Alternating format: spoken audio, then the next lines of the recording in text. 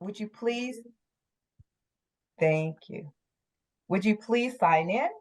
Cohart has left the sign-in sheet in the chat box. If you would please sign in. And if you are in need of a language, choose a language of your choice. Next slide. I think Carmen also doesn't want to come off. Oh, Carmen, go ahead, Carmen.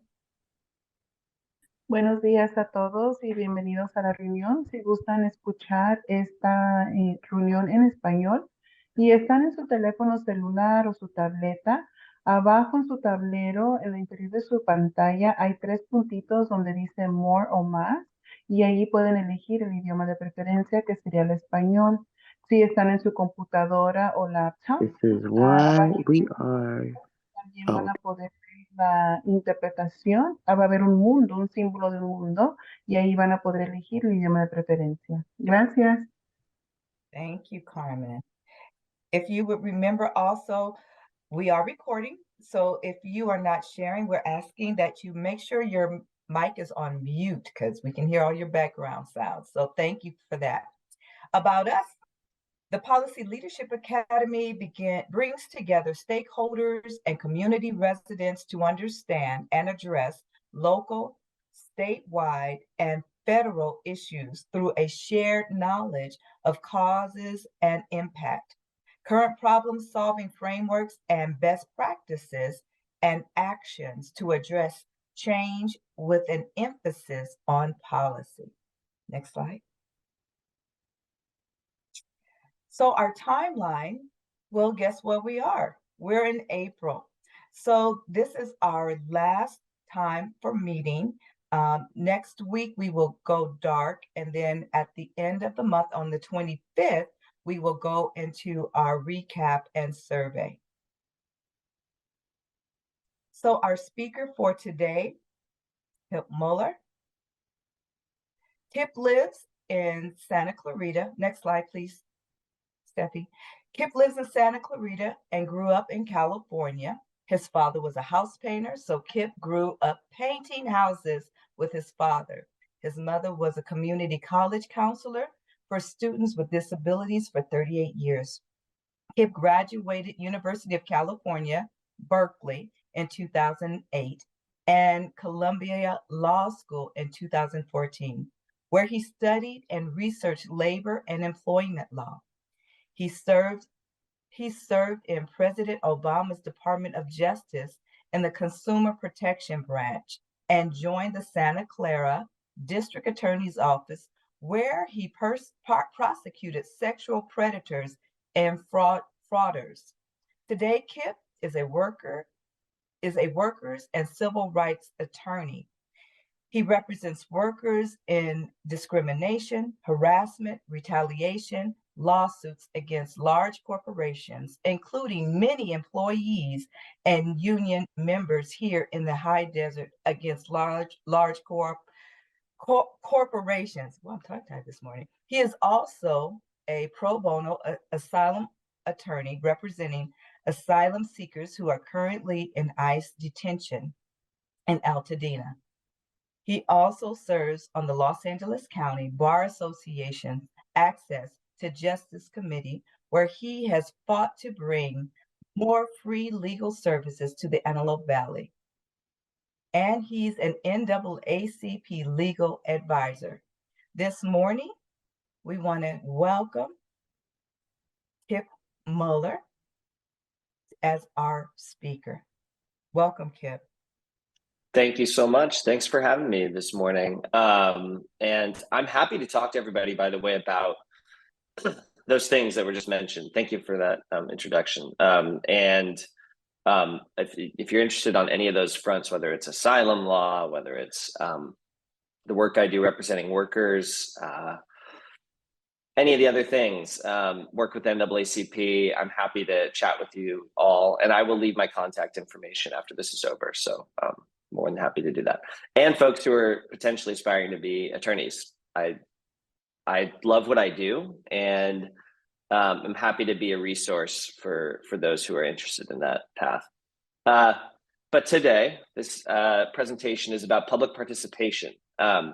Basically, just how to get involved in, from step one of I think I'm into policy and politics, but I have no real involvement in the way I want to actually, having a stake in being involved in politics. And this was a process for me. It took me a while after law school to figure out how to sort of get my foot in the door and figure out what I love in politics and have an impact on policy. So I'm more than happy to share this and talk more about my experience. So I can share, this will be a little clunky because I think I'm just sharing my, you can see the slide, but you can also see over here, just ignore this part over here and just go with the slides with me. But today, just want to talk to you about public participation. So if you're interested in being involved in, you know that you're passionate about certain issues, but you just don't know how to find your way into politics, I think the first question to ask is, what makes you so passionate about policy? What issue is it? Is it immigration? Is it housing locally? And when you ask yourself that question, it should take you in a particular direction. For example, I have here, I mean, if you're into healthcare for all and you want to see that, Medicare for all solution, and you followed Bernie Sanders, let's say, just as an example, and you were very into that, you're probably going to want to look at getting involved at the federal level. And what that would involve is either, one day running for a federal office or lobbying folks in Congress, in the Senate, about the issues that you care about. Because if you're going to, the city of Lancaster and you're talking about healthcare for all, they're going to say, I mean, they can do things to influence healthcare at the very local level, but they can't pass Medicare for all, right? So you need to know sort of what your lane is. If you're interested in ending homelessness in the AV, for example, then that's a general change that you want, but it's local. And that, in that case, what you're going to want to do is get involved at the city level, and you'll want to get involved at the county level. And this is just the first step, figuring out what level of government is most effective to be involved in. For me, so full disclosure, I'm running right now for the state Senate seat in the AV, and I ran in 2020 as well. And what brings me to state law, just as an example, is because that's my job. I'm a lawyer that enforces state law for a living. I sue employers to make sure that workers have their state law, labor laws protected, which is why I'm so interested in state law. And so the first step is figuring out really what level of government interests you, and that's based on the issue that you're most passionate about. And then you want to, what do you want to accomplish? Ultimately, you have to ask yourself that as well. So figure out a clear objective for what you want to do. Again, it might be that you actually want to be in office. Or for a lot of people, you ask them, I mean, in politics, you'll ask folks, would you ever run for office? And they're involved. They're people who are on campaigns, or they work in the Capitol or whatever it might be, or in local government positions, and they'll say, absolutely not. And there's a lot of people who feel that way too, which I totally understand. And so if that's just not something you're interested in, all good. You can still have tremendous impact on policy. Take, for example, Dolores Huerta. I mean, it was her birthday yesterday. She is incredibly impactful at the federal, state, and local levels, and has made very clear she never wants to run for office. In fact, I think it was our attorney general now, Rob Bonta, who asked her if she wanted to run, and she said, "Why would I ever do that? Right now, I can get all of you in or get you out. I have way more influence doing what I'm doing now," which is a fantastic answer. So everybody has their own potential lane to find, and you want to do what would bring you happiness and be most fulfilling to you, because you're going to be more successful if it's something more fulfilling and something that you truly enjoy. So figure out your objective, whatever that might be. If it's just impacting a policy, then there's a lot of different lanes you can take. You can be an advocate, you can be an activist, you could be a delegate for a party. There's a lot of things you can do on that front. And by the way, this is just a very broad stroke approach to public participation. If any of you want to actually get in touch, again, I'm going to leave my contact information and talk more and kind of bounce ideas around with regard to, what you're passionate about and, how to sort of get your foot in the door. I'm happy to to be a resource on that too. And then on the given issue, you want to do your research. You know, if you want to see, for example, there's complicated things like veteran homelessness. I mean, theoretically, you would think all of us agree that no veterans should be sleeping on the streets. Like, who out there believes that it's okay to have veterans sleeping on our streets? So why are they still sleeping on our streets? And sometimes these issues are much more complicated than they may appear, but you want to really do your research and learn more about the issue. If it's homelessness, you need to look at a number of things. I mean, homelessness is very complicated. You got to look at housing policies. You also got to look at healthcare policies, mental health policies, and really figure out who's doing what in each of those arenas. Figure out who your allies are on the issue, who your opponents are on the issue. Some of them are very straightforward. Sometimes it's just, you know, it's workers versus big business or something. But learn more about it and figure out who the stakeholders and key decision makers are. And there are a lot of times, I mean, I've lobbied bills in Sacramento before, just pro bono. I worked in the consumer protection branch for President Obama, and I'm still very much into consumer protection issues. So I've lobbied a number of those bills. And it's complicated. Sometimes you're just up against someone, and then sometimes you're trying to work with them to come to a resolution and figure out how this can work for everybody. Sometimes especially if you're doing local work in the AV, you could bring the stakeholders together on a given issue and talk it out and see if there's a compromise that can be met that would satisfy everybody. And sometimes there is no compromise to be met, and it's just war, and it is what it is. But figuring out who the stakeholders are, you have to know who your opponents are, and you have to know who your friends are, and you have to corral all your friends and deal with your opponents as you may, depending on the issue. And then it's obviously building relationships. I know you're all here for you know, at least in significant part for that reason. So I don't need to preach that to you. You already know what you're doing, but making sure that you know the stakeholders and you're in touch with them. One of the things I've learned, and this is just from running for office, is on any given issue to engage with everybody who's interested, even if they're on the other side. It's always beneficial. It's always better to know the folks who are on the other side of a given issue so you can see where they're coming from. And maybe there's different ways to solve problems that you hadn't thought of before, or whatever's blocking or preventing you from doing what you want to do can be resolved, because life is more three-dimensional than you thought. You know, some issues, it's not as simple as a two-dimensional for or against. Sometimes somebody will be like, well, I'm not against the entire thing. I hate this part here that you want to do this. Oh, okay. And figure it out. And you're way better off knowing everybody who's a stakeholder and interested in a given issue than being blind to it and just assuming they're against you on everything. So that, oh, sorry. My dog. I work in a law office where we have 4 dogs. My dog's in here, and there's 3 other dogs who just attacked. Sorry, 1 second.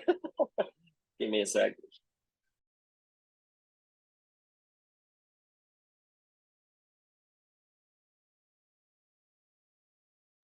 I'm sorry. Okay. All right. Okay.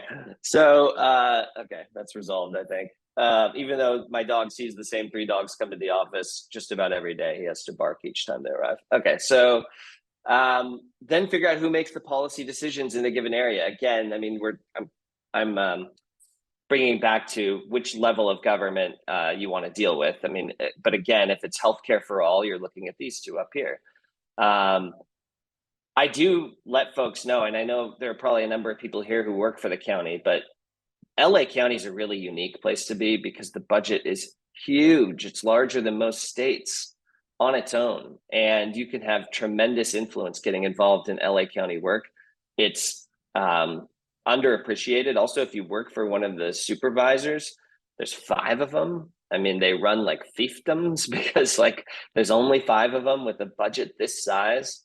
It's really a remarkable place to work where you can have a really powerful impact. And also lobbying the county is a great way to have a powerful impact. You're in a unique position to do it because you happen to live in a county that has so much, if you're in LA County, that has so much influence because of the size of the budget. And then there's stuff like water boards, planning commissions, college boards, all of these things that are local that you can get involved in. And honestly, I mean, if you are interested in running for something like one of these seats, it's pretty not easy to do, but you can gather some friends and start building some momentum, and you can win. I mean, I see a lot of folks start at square one, build a little momentum, and they're determined to do it, and they win. And each of these positions has remarkable influence if it's something you're interested in. Don't run for water board just because that's something you can do. You should be passionate about water issues, but it's very doable as an early step, getting involved. Okay, so there's these guys here. Okay, I mentioned this before. You got to figure out your lane, and some of it's just natural to you. Do you like leading the charge? Do you like being sort of a figurehead, or do you like working in the background? And if you prefer working in the background, there's still a ton of things you can do to get involved. In fact, probably much more of those positions available than the leading the charge positions available. Okay, here's some ways to just more concrete ways to get involved in political processes. I can't tell you how effective it is to visit and write and call your local electeds, even Congress members. I've worked in these offices, and I am, now that I've run for office, I know a lot of these electeds, and I know individual people, like one person who contacts their state electeds on a regular basis. Those state electeds know very well because they contact them. And they're either somebody that drives them insane or somebody they love for all the support they give. But if you're regularly contacting your local electeds, they will know you, and they will take the time, if they're smart, to talk to you about the issues you care about. And this is a really underestimated way to get involved. There are people I know who did this and then started volunteering and then ran for office, and they now sit in state elected positions. There are people in Congress who did the same thing. They started by just bugging local electeds. And, ideally you do that. You could be involved in an organization that is contacting local electeds, but you can do it like totally on your own too.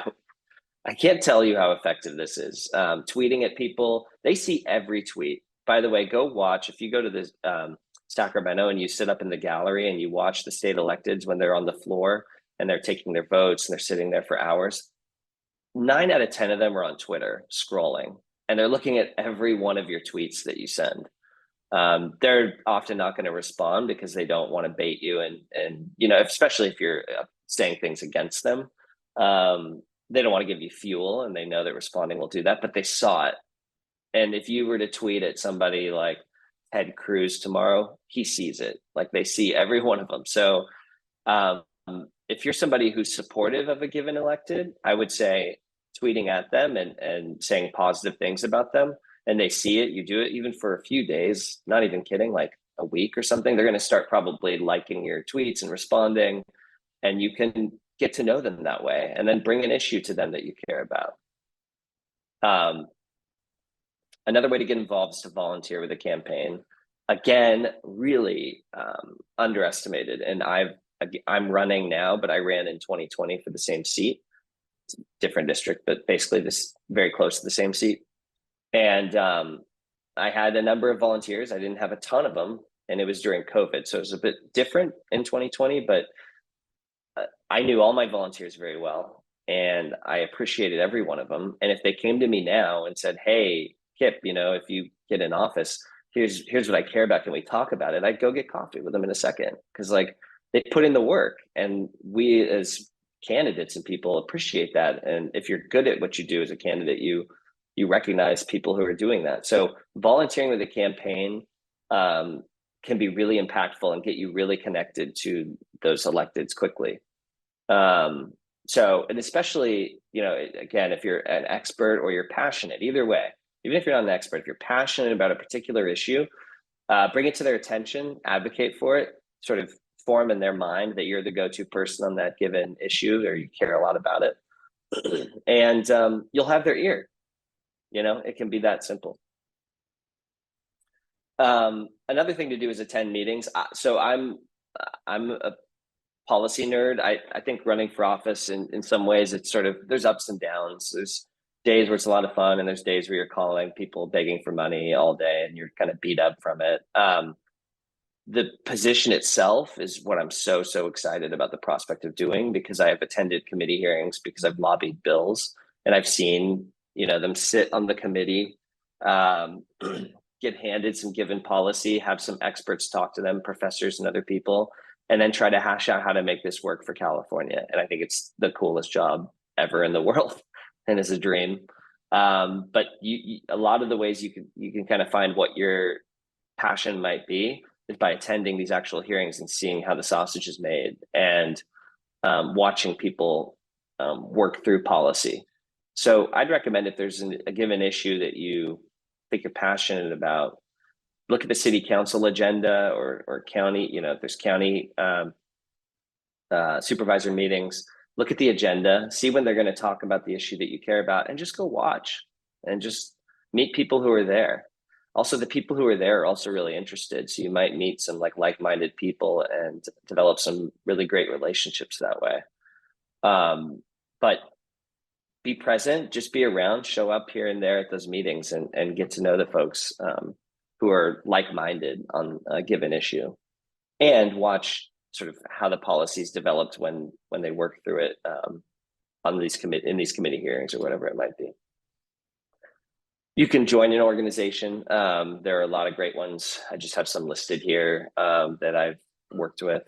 Awesome organizations.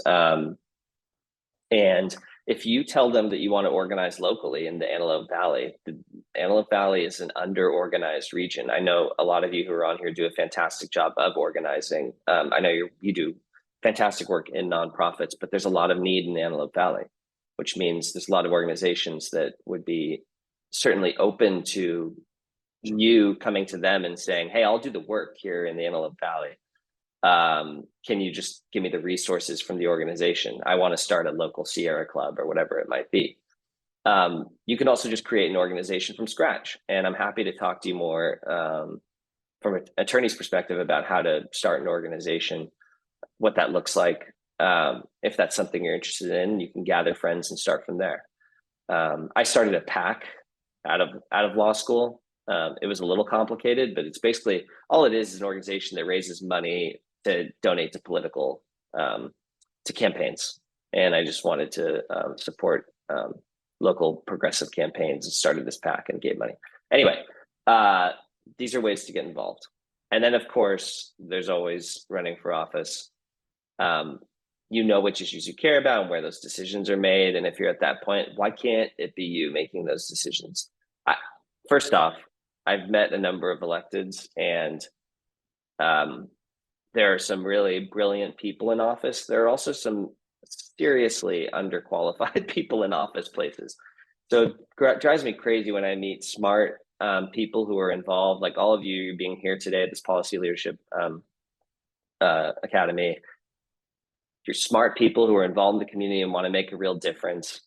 And people like you say to me, well, I don't know if I'm qualified, there's, or I don't know if I'm smart enough or something like that.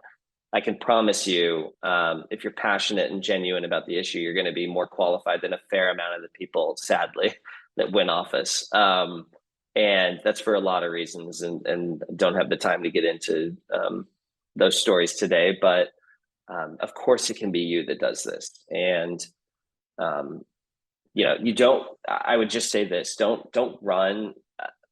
You get the wrong people when they're just running for the sake of being that figurehead, and not because of the passion in their hearts for what it is they want to accomplish.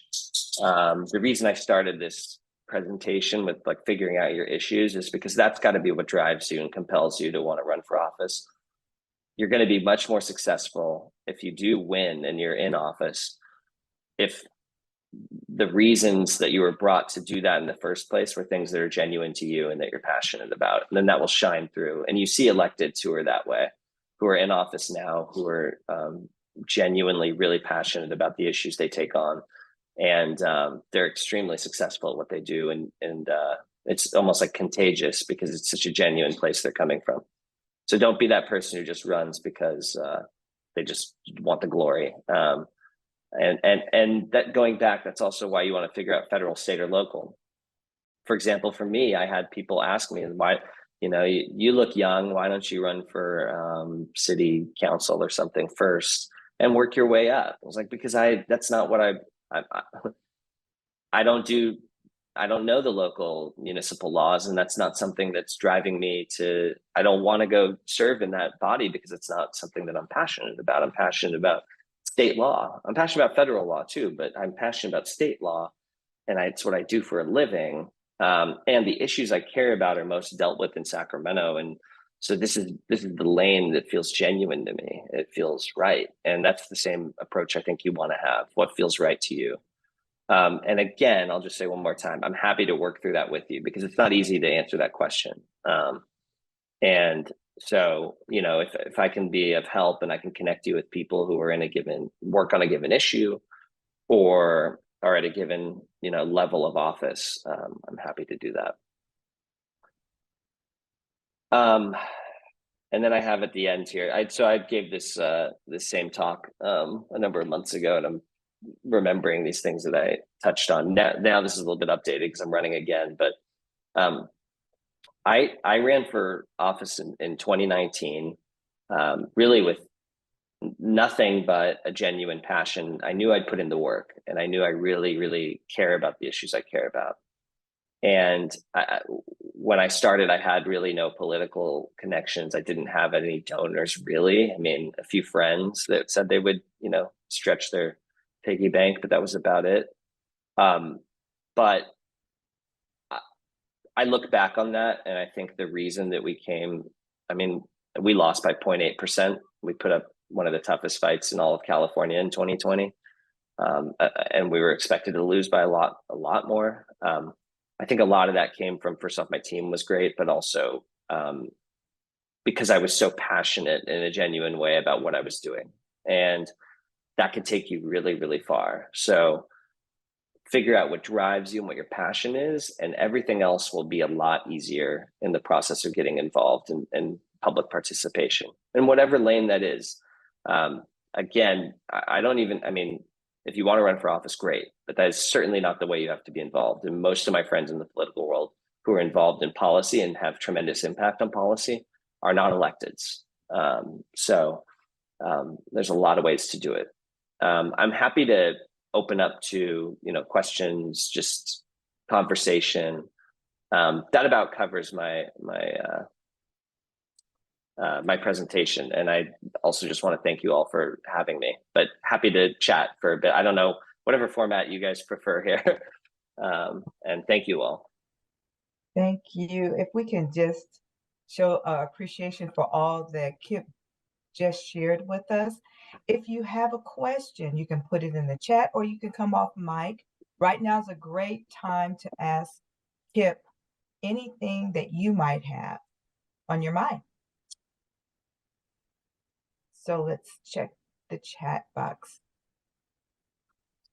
Are there any questions? I mean, the information that you shared was phenomenal. Thank you so much, Kipp. Thank you. Thank you.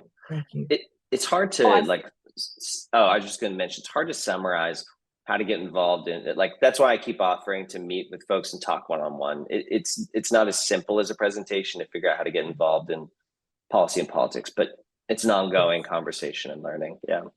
I see we have a hand raised, Christina. Go ahead. Hi, guys. Hi. Hey. Thank you for your presentation, Kipp. I have a question. Sure. So I went back to school in 2020. I have 3 kids in our K through 12 public school system, and my daughter's first school year was when there was the first elementary school shooting. So since then, politics has played a really big sort of role in my daily life. I went back to school in 2020 to get a political science degree. And I'd really love to work in education policy after I graduate. And I'm curious if you have any suggestions. I've sort of wavered between going to law school after graduation or getting like a public admin master's. I'm curious if you have any suggestions. It's a great question. Yeah. I think that there's a number of different ways you can go. If it's sort of broader education policy, you could be a lawyer, certainly. And there are lawyers that do that work, where you're representing either districts or students. You could also, are you interested, when you talk about education policy, is it gun violence prevention? Is it just broader education policy that you're interested in? That's a good question. So my journey has changed, I think, as I've gone through the process of getting my bachelor's. But I think that I'm also a PTA president at my daughter's school now that I'm going to school full time and not working. I've been lucky enough to be able to volunteer a little bit more. And I can definitely see, especially, I live on the east side of Lancaster, how important the education system is for everybody. So I'd really love to sort of work on how we could build more of a community around the K through 12 system. I think that we have the ability to sort of outreach to parents more that maybe went through our earlier education system and didn't have the ability to, learn a lot of things that they should have been because of a lot of different, historical reasons. Yeah. So that's something that I'm really passionate about. But, just in general, I think that a lot of our communities are really underserved. I've noticed that a lot, especially during the 2020 COVID deal. Like my kids their school took a month to be able to go online learning. I had friends in Sonoma County that their kids literally went home on March 14th and they were online learning. Wow. So, yeah. Yeah, that's a great question. I mean, in terms of, I can tell you, I mean, what to do for a career is probably also a longer conversation. We should connect though, because I'd be happy to work through it. Yeah, I'd love that. In terms of career itself, I mean, involvement, the state obviously plays a huge role in, resource allocation when it comes to education. And it's the reason I talk about our schools quite a bit. Running for the state level seat, I talk about that we're a forgotten district and we're last in line for resources in the Antelope Valley and Northern LA County. And a lot of that has to do with underrepresentation at the state level. And there's a lot more we can do at the state level to make sure that our school funding is more equitable and school resources are more equitable across the state. Obviously, there's school boards, that you can get involved in as well. You're already doing PTA, and that's great. And again, it goes back to figuring out the stakeholders too, who influences education policy. The reason I bring up at the state level is because so much of the funding comes from obviously the state and the decision making. And the stakeholders, there's CTA and a number of others, and then getting involved in one of those organizations that aligns with your interests. I know there's a lot of nonprofits that do education policy and specifically sort of geographical and racial equity in school policy statewide, and socioeconomic equity. And I'd be happy to talk to you about those organizations too at the state level, that work on sort of evening out resources so that something like that example you mentioned of Sonoma, I think you said, so that doesn't happen. Thank you. Yeah. In terms of what to do with life, let's connect because. Awesome. And I have one other question, but I don't want to utilize all of your time. So if there's other questions, I would be happy to. I'm good. I mean, we can go around and then come back to you, or I don't know. I'm whoever. Okay. No, you know what? Go right ahead, Christina. Yeah, go ahead. Yeah. Go ahead. Okay, sorry. So I've been working, our school specifically, Enterprise Elementary, we've had 2 separate incidents with our students bringing firearms to our school. So one thing that our PTA has been doing is working with our admin and our board, everybody to sort of like create what we're calling an around the world safety presentation to sort of like talk to parents and things like that.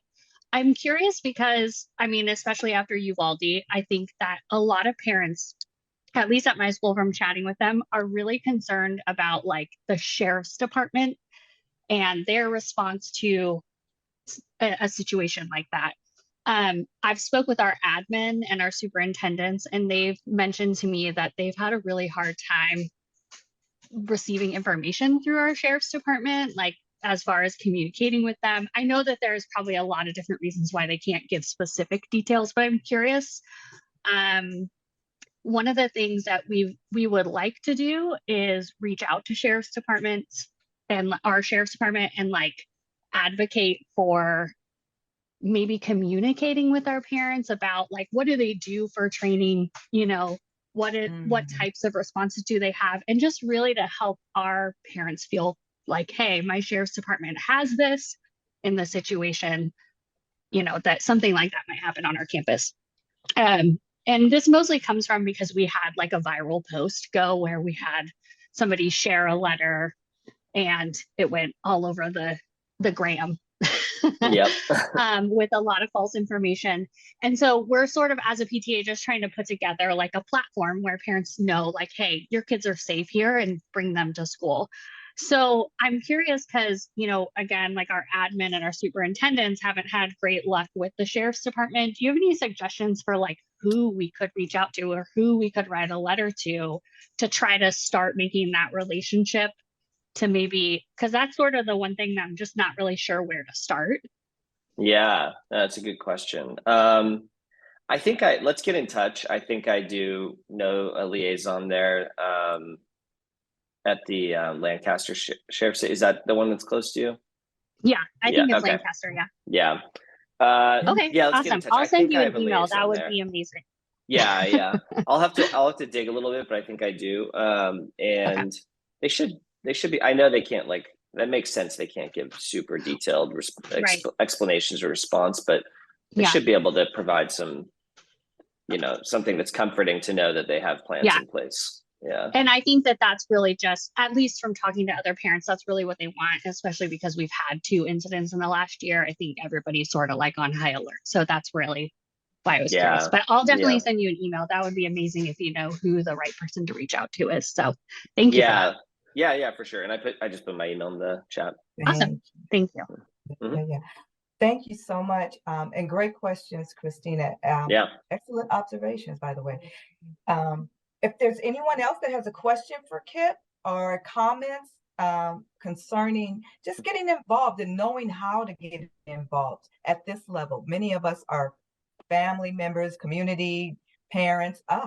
David. Go ahead, David. You can take yourself off mute.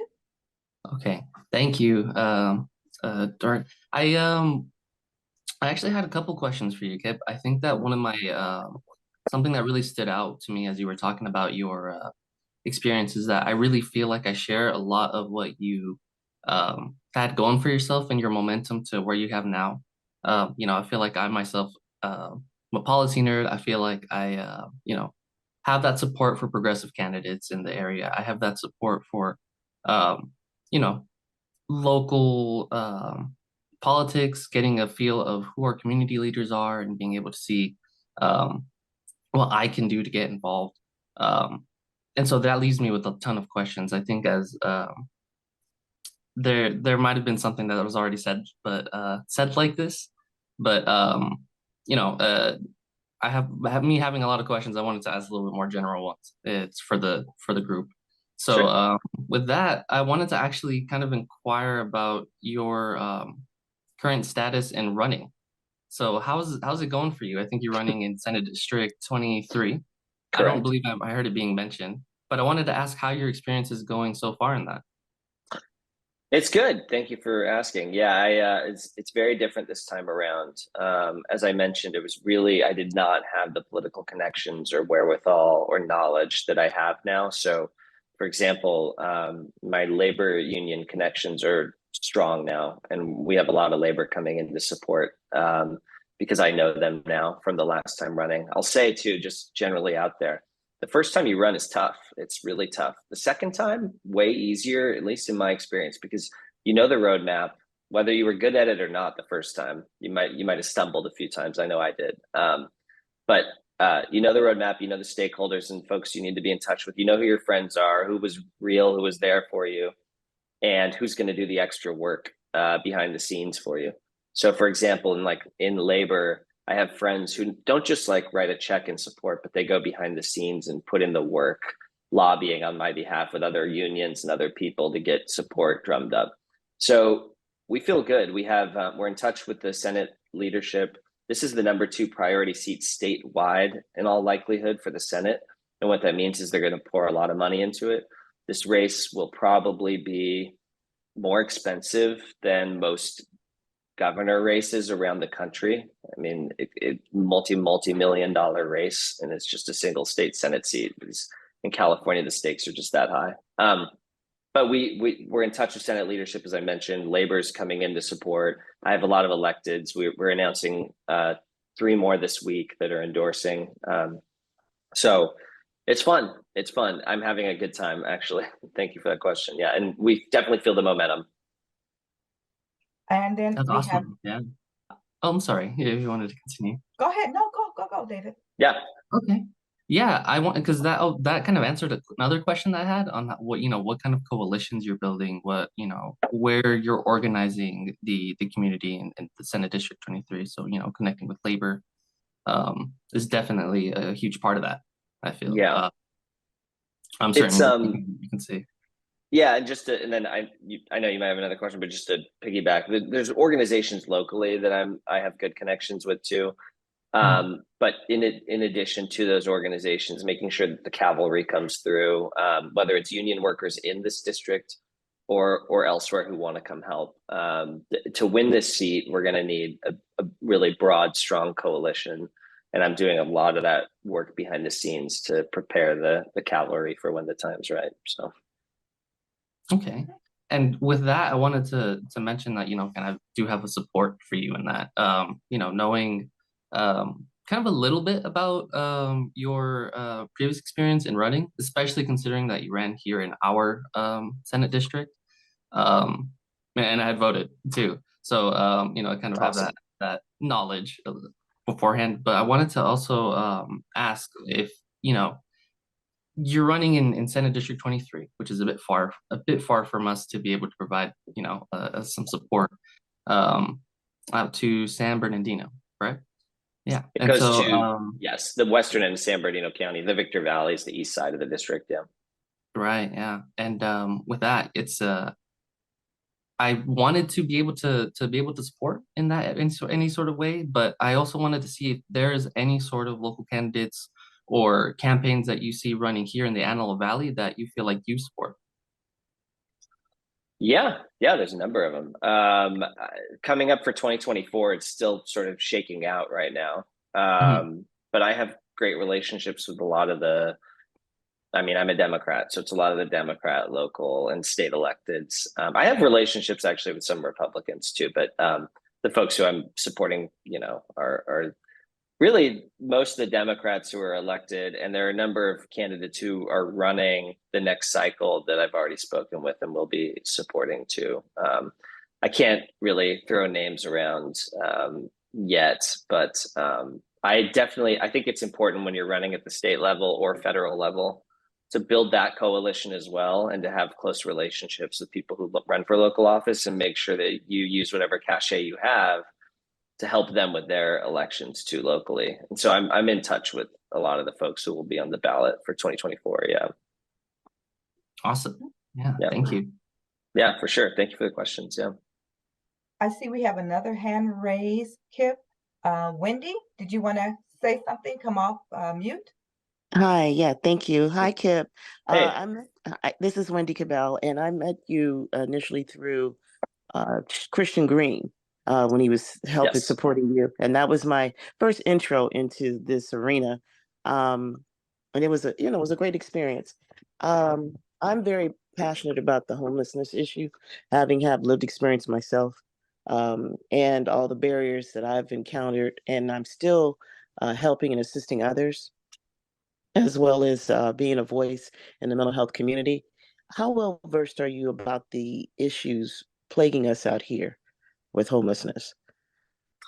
Well, I can always use, obviously, as you mentioned, if you have, you have a unique experience. And first off, thank you for doing that work and for having that passion. And it's something I definitely want to dedicate a lot of my time to in the state Senate. I talk about homelessness, starting with vets and kids living on our streets, and going from there to ultimately a path to ending homelessness in California. I mean, I don't think anything short of that goal is good enough. Right. And I mean, I think I'm reasonably well versed in the problems that cause homelessness, but it's also an incredibly complicated issue that is touches on anything from our criminal justice system to mental health to housing to healthcare in this country and in this state. So there's always more for me to learn, and Okay. I love having these conversations about what you see either locally or more broadly that's causing homelessness and what we can do about it. Okay, well, I'll definitely stay in contact with you, and I just wanted Please. to give you an alert, give everyone an alert in this space too. Last Saturday, an associate and I went down to Compton, where Supervisor Holly Mitchell, and in collaboration with RD, which stands for the Anti-Racism Diversion and Inclusion Unit, that was created on the heels of a mandate that the Board of Supervisors had made in 2020, based on the public health issue. I mean, based on racism being a public health issue. So since 2020, since that mandate, every department in LA County has to move forward in policy reform. And particularly, they're addressing the state of Black Los Angeles.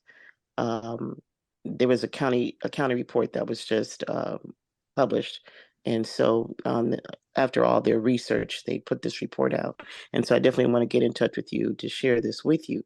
But a few of us did go down there from Antelope Valley. We saw each other, and so we're there to represent, to say, hey, well, at least for me and my associate, don't forget about us up out here. Okay. Great. And Love so, it. and being that the Antelope Valley has the second largest population of the Black community. So, and speaking with the officials, they are looking to come up here next.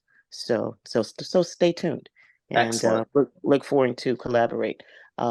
It's a sad state of affairs, but it has to be dealt with. 100%. And thank you for your advocacy on it and for fighting for us, locally in the Antelope Valley and making sure our presence is felt. That's awesome. Thank you. I appreciate it.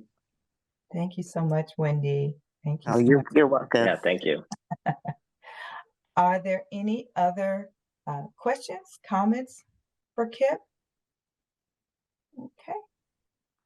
He did put his information in our chat. So if you want to reach out to him, find out how you can be a part of even his, as he's running, someone wanted to volunteer to help. We know how to reach you, right? This is always, I could plug this. There's the link there. Yes. Obviously any help with that is very, very much appreciated. So yeah. All right, come on, we got to plug it in.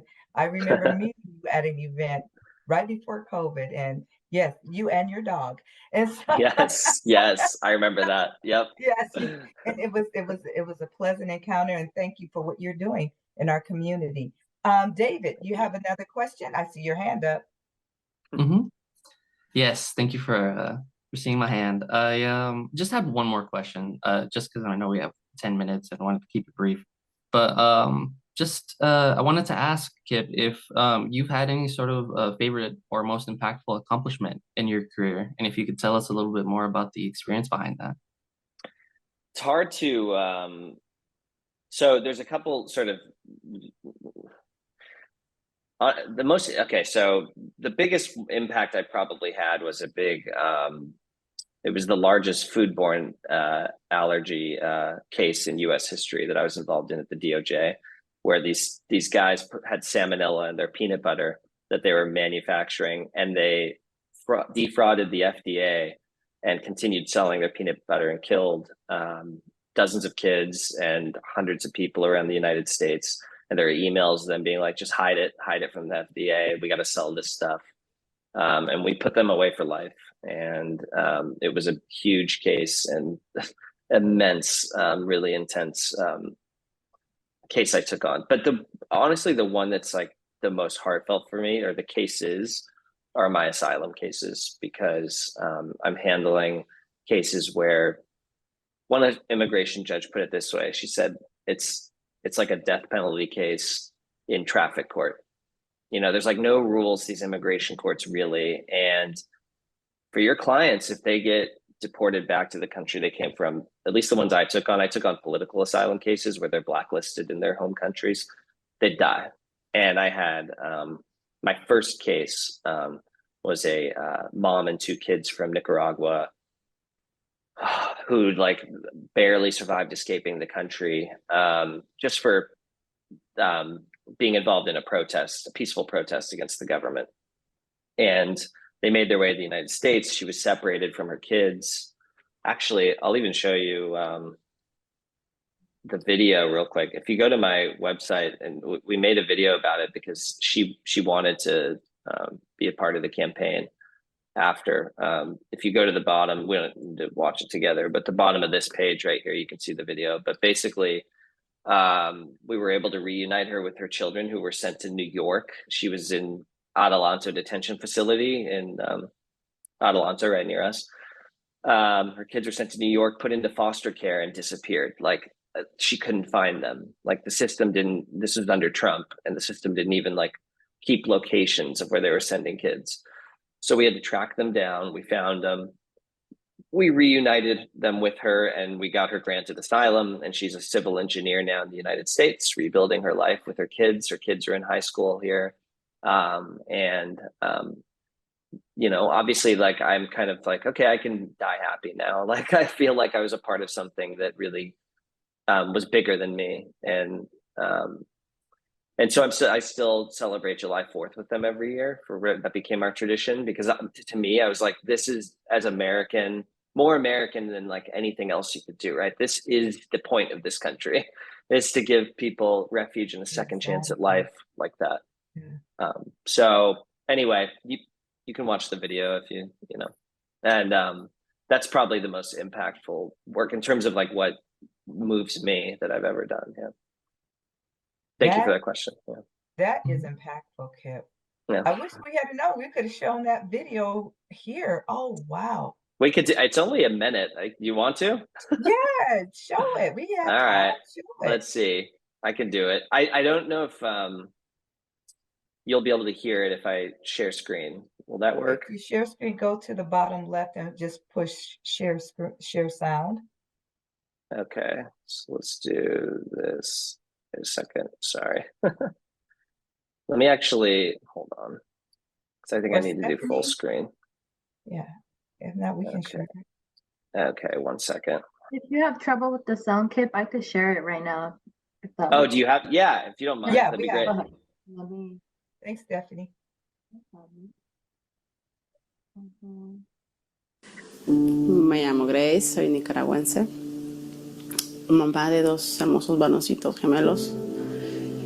Cuando mi familia y yo nos sentíamos amenazados, buscamos protección en los Estados Unidos.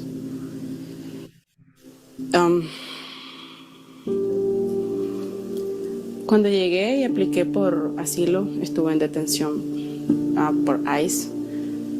Estuve sola, me separaron de mis hijos y ellos fueron puestos en un albergue en algún lugar del país, y fue cuando conocí a Kipp.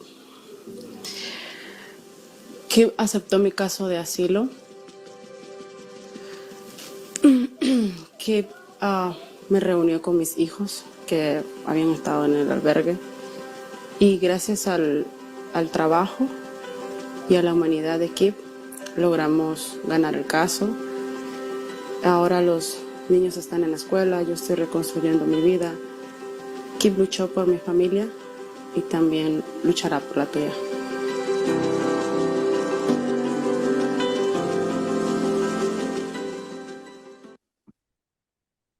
That's so, awesome. Yeah, I mean, there's, obviously with the political bend, it was for our campaign, but yeah, that's Grace, and we're still in regular touch. And so anyway, that's beyond awesome, Kipp. That is noteworthy. Thank you so much. What a Thanks. heartfelt, you're getting a lot of comments in the chat. So what Thank a you. heartfelt story. Karina said, thank you for sharing, Kipp, Bridget said. Thank you. Thank you. That's amazing and very heartwarming. Thank you. Yeah, I mean, it's like nothing compares in terms of, it's thank you. I like, I'm blessed to have been a part of doing it, just a part of her story, you know. So anyway. Yes, absolutely. So we want to, if you want to, please show some love for Kipp, emoji, clapping, or just come off mute and say thank you so much for all that you do. Drop it in the chat box because we really appreciate you. And I believe you have some support here today, Kipp, for what you're Awesome. striving to do. So thank you. I want to let you all know coming up next week, our PLA will go on dark. That means we won't be meeting next Tuesday, April 18th. There will be no PLA. We will resume our PLA for a recap and survey on April 25th. So we will see you in 2 weeks. Come back on April 25th. We want to highlight all the work that has gone forth with this PLA. And I would be remiss in saying we should send a virtual thank you to Tracy LaMonica, who was instrumental in putting the PLA together and getting the speakers and really spearheaded this. So we're going to continue all her hard labor and work and her passion because she was passionate about the PLA. She has gone on to do her passion with the DOJ, and we're so happy for her. We miss her, but we're so thankful that she put this together, and it has been such a wonderful asset to our community. So again, next week, April 18th, we will not be meeting, but we will resume meeting on the 25th, and we will show our recap video. Next slide, please. You can follow us on Linktree, and if you go over there, it will take you to all of our social media linkages and let you know what's going on. And with that, we have concluded. Thank you for joining us, and we will see you back here on April the 25th. Everyone, have a great day. Be safe. And again, thank you so much, Kipp. Greatly appreciate it. Thank you. Thank you for having me. Really, I really appreciate it. Thank you all. Thank you. Thank you. God bless. Thank you, everyone. Have a great day. You too, Darrell. Take care. Bye, Ms. Thanks, Wendy. Darrell. Bye. Bye-bye. Kipp, you're more than welcome. Thank you so much. Thank you, everyone. Have a great day.